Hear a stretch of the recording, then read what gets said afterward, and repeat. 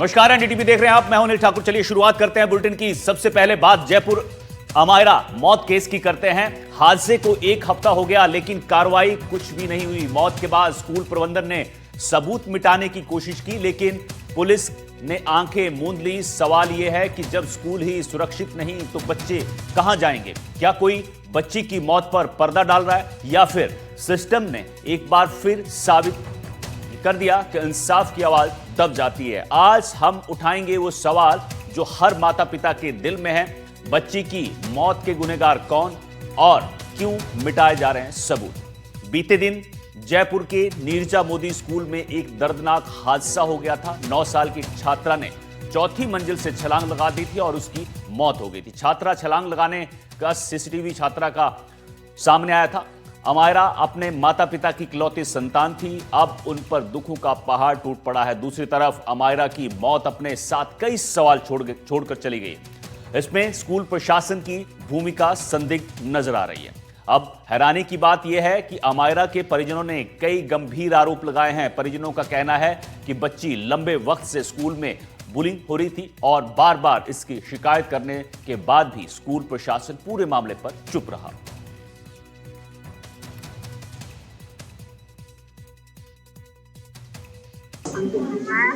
हाँ बेटा,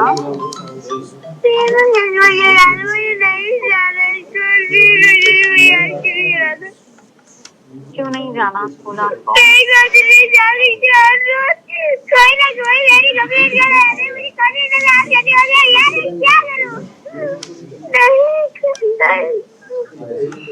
कौन कंप्लेंट कर रहा है आपको?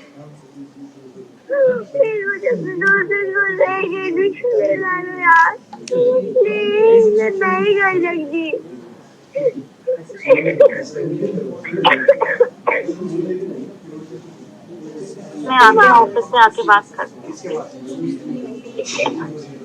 ठीक है? तो मामले को लेकर हमारे सहयोगी ने इन्वेस्टिगेशन ऑफिसर लखन खटाना से बातचीत की है। उन्होंने क्या कुछ कहा है आपको सुनाते हैं।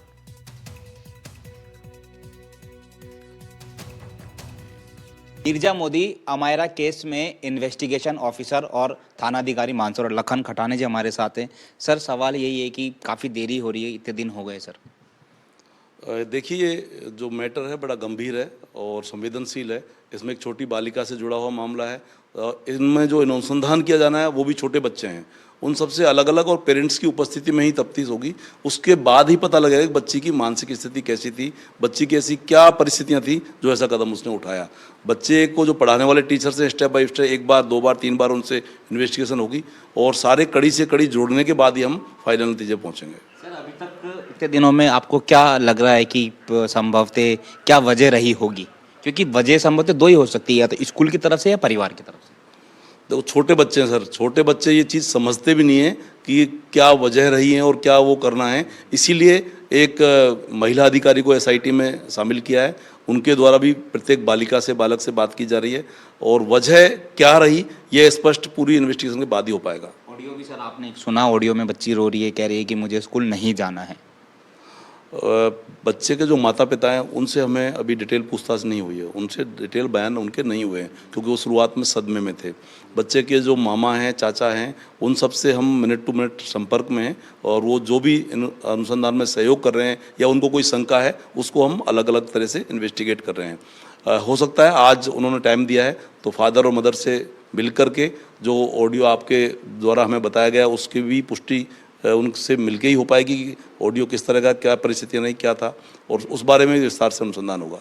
सर, इसमें ऑडियो में बस ऐसी खबर आ रही है कि टीज कर रहे हैं उसको कोई, तो आप स्कूल जा रहे हैं तो बच्चे, छोटे बच्चे जिनसे बयान लेने, तो वो भी आपको दिक्कत आ रही है, उनके पेरेंट्स कोऑपरेट नहीं कर रहे, कईयों के नहीं कर रहे। सर, ये टीज वाली बात जो अभी जानकारी में आई है, तो यदि टीज हुए तो उससे पूर्व में कोई शिकायत की हो या पुलिस को या किसी पर शिकायत की हो तो वो भी हम रिकॉर्ड पे लेंगे। यदि ऐसा चाहे लिखित में नहीं तो जबानी भी कभी शिकायत की हो पुलिस को या किसी भी स्तर से किसी भी बाल संस्था को किसी की हो तो वो हम रिकॉर्ड पे लेंगे और उसको इन्वेस्टिगेट करेंगे। इसमें सर कुछ टीचर से आप बातचीत कर रहे हैं, बयान ले रहे हैं, तो कोऑपरेट कर रहे हैं या फिर कुछ आपको मतलब गुमराह भी करने की कोशिश कर रहे हैं? नहीं, 100% अभी कोऑपरेट कर रहे हैं। शुरुआत के दिन जो फर्स्ट इंसिडेंट था उस दिन जब पुलिस वहाँ पहुँची थी तो वहाँ जिम्मेदार व्यक्ति हमें नहीं मिला था। उसके बाद हमें लगातार कोऑपरेट कर रहे हैं और जो भी डॉक्यूमेंट या जो भी एविडेंस चाहिए वो उपलब्ध करा रहे हैं। पर इसमें एक ये भी थी, आप भी थे, मैं भी मौके पे था, वो खून के धब्बे भी हटाए गए, तो एविडेंस को मिटाना, साक्ष्य को मिटाना, ये भी एक कानूनन अपराध है। इस पर भी आपकी इन्वेस्टिगेशन रहेगा? ब्लड को सफाई वाली बात जो आई थी उसके बारे में जो संबंधित स्वीपर था उससे डिटेल इंट्रोगेशन हुई है। अब ये जानने का विषय है कि उसका आशय आपराधिक था, ये एक जनरल था, क्योंकि चाहे उनके द्वारा मिटाए गए हों लेकिन पुलिस ने सारे सबूत कलेक्ट किए हैं। ब्लड के स्टेन हमें मिले हैं, वो भी एफएसएल भेजेंगे और सारी चीज़ जो उससे जुड़ी हुई हम कलेक्ट कर रहे हैं। अब उनका मिटाने का उद्देश्य क्या था? यदि आपराधिक उद्देश्य है तो अवश्य कार्रवाई होगी। सर इसमें 306 है, तो सर इसमें अगर स्कूल की तरफ से लापरवाही तो जिम्मेदार आई थिंक प्रिंसिपल, टीचर सभी होंगे, क्योंकि बच्ची को परेशान किया गया है तो जिम्मेदारी तो उनकी तय होगी अगर ऐसा है तो। प्रकरण जो दर्ज कराया गया है वो गंभीर लापरवाही के उल्लेख करते हुए दर्ज कराया गया था, जिसमें लापरवाही की धाराएं उस दिन दर्ज करके तत्समय अनुसंधान शुरू किया गया था। उसके बाद उनके द्वारा प्रतिवेदन दिया गया है जिसमें पीएनएस की नई धाराओं में जो भी प्रावधान है, यदि कोई धारा ऐड करनी होगी तो जरूर हम ऐड करेंगे। सर आपने बातचीत की होगी तो बच्ची का उस समय जब वो स्कूल गई तब तो वो नॉर्मल थी और नॉर्मल ही अपना डांस क्लासेस वगैरह वो गई, ऐसा आपने को पता चला, लेकिन फिर अचानक से ऐसा क्या हुआ सर? यही अनुसंधान का विषय है। अचानक ऐसे उसने क्या बात सोची, क्या वजह रही, क्या ऐसा परिस्थितियाँ रही या उसके मन में ऐसी क्या विचार आए जिस कारण ऐसा कदम उठाया। तो सर पुलिस कार्रवाई पर सवाल खड़े हो रहे हैं कि पुलिस आखिर इतना देरी क्यों कर रही है, तो क्या इन सबूत एकत्रित करने में या सर? देखिए सर, ये बहुत गंभीर विषय है। एक तरफ छोटी बच्ची का मामला है, दूसरी तरफ अन्य बच्चे जो इन्वेस्टिगेट किए जाने वो भी उसी के हम उम्र के हैं। कोई भी बच्चा इन्वेस्टिगेशन की वजह से कोई आहत नहीं हो, ये भी हमें ध्यान रखना है। प्रत्येक बच्चा उन्हीं बच्ची की तरह है, तो सबसे तसल्ली से बात होने के उपरांत ही हम बता पाएंगे और हमारे द्वारा निष्पक्ष रूप से हमेशा कार्रवाई की है और आगे भी करते रहेंगे। सर आपने बहुत क्राइम सीन किए, लेकिन पहली बार संभव है कि इंसिडेंट बच्चे के साथ हुआ है और जिनके बयान लेने हैं और वो भी सब बच्चे ही है, तो ये आपके लिए ये बड़ी चुनौती है, क्योंकि जो इस तरह की घटनाएं मतलब अभी तक इतना इन्वेस्टिगेशन हमने किए हैं लेकिन कोई ऐसा छोटी बच्ची का मामला अभी तक नहीं आया, जैसा एक अलग ही तरह का मामला है। तो इससे जो जुड़े हुए गवाह हैं या जो साक्षीगण हैं वो भी सब बच्चे हैं, तो इसके लिए बहुत गंभीरता से और बहुत सतर्कता से काम करना होगा। पेरेंट्स आपको सर कोऑपरेट नहीं कर रहे? पेरेंट्स हो सकता है इस वजह से नहीं कर रहे होंगे, पता नहीं क्या हम पेचीदगी में पड़े हैं, लेकिन उनको काउंसलिंग करेंगे तो पेरेंट्स भी कोऑपरेट करेंगे। सर अंतिम सवाल है, अगर स्कूल की लापरवाही पाई गई तो पुलिस जरूर एक्शन लेगी? 100% स्कूल की लापरवाही पाई गई या प्रशासनिक रूप से जो उनकी लापरवाही या कुछ अनियमितता है उनके लिए प्रत्यक्ष से शिक्षा विभाग के अधिकारी जांच कर रहे हैं और आपराधिक उद्देश्य से कोई लापरवाही पाई या आपराधिक उद्देश्य से कोई कृत्य पाया तो अवश्य कार्रवाई होगी। ये इन्वेस्टिगेशन ऑफिसर थे लखन खटाना जो बता रहे थे कि इन्वेस्टिगेशन जारी है, सेंसिटिव मामला है इसलिए थोड़ा सा समय लग रहा है, लेकिन एक एक बारीकी एक एक सबूत एकत्रित किए जा रहे हैं। इन्होंने अंत में ये कहा है कि अगर स्कूल की तरफ से लापरवाही पाई गई तो 100% उन पर एक्शन लिया जाएगा। सहयोगी निर्मल के साथ दीपक चावला, एनडीटीवी, जयपुर।